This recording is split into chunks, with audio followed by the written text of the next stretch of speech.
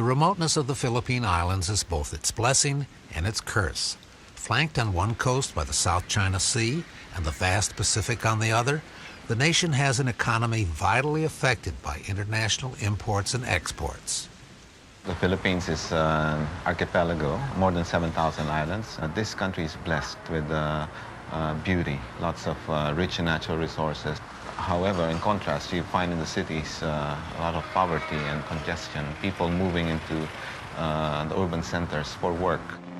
And if something doesn't grow here, get built here, or come out of the sea, it has to come to the islands from somewhere else. Metro Manila is a city of 10 million people, and the amount of garbage that is generated ranges from 6,000 to 7,000 tons a day. There is very little recycling that currently goes on in the metropolis. Most of the garbage that is collected in the streets typically end in places like this. Von Hernandez is studying the conditions in Payatas, more than just a poorly maintained landfill on the outskirts of Manila.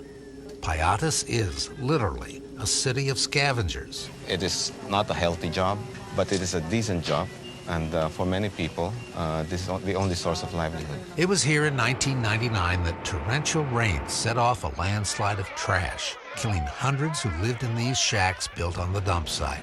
Normally, people deal with garbage, they throw it out of sight, out of mind. It's no longer the problem.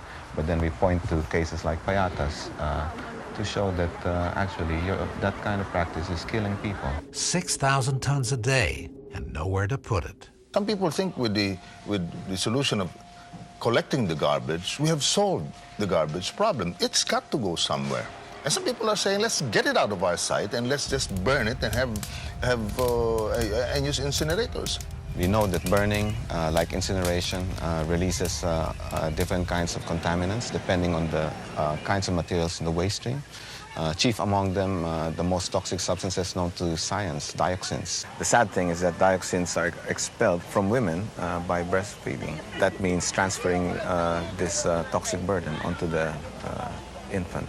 I can give you 3 reasons why incineration is a bad idea. First, the science. Burning does not destroy waste, it just reduces it.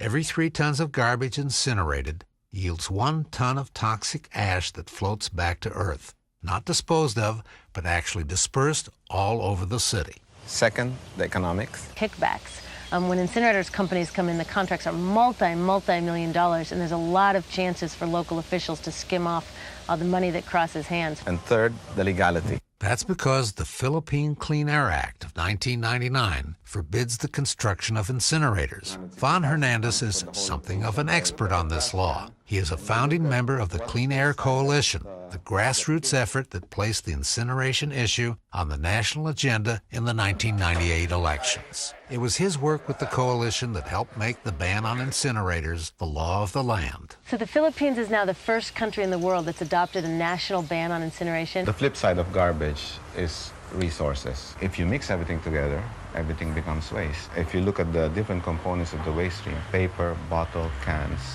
even plastics, you'll be able to find rational solutions. Von Hernandez sees beyond the horizon. He knows that beneath every problem, a solution is waiting to be discovered. It's estimated that there's 40,000 scavengers living off garbage in the metropolis. Now, if only we could organize this informal sector of workers, they could very well become the fulcrum of massive community-based effort to segregate garbage and recycle. Hernandez is not satisfied to declare success. Not yet.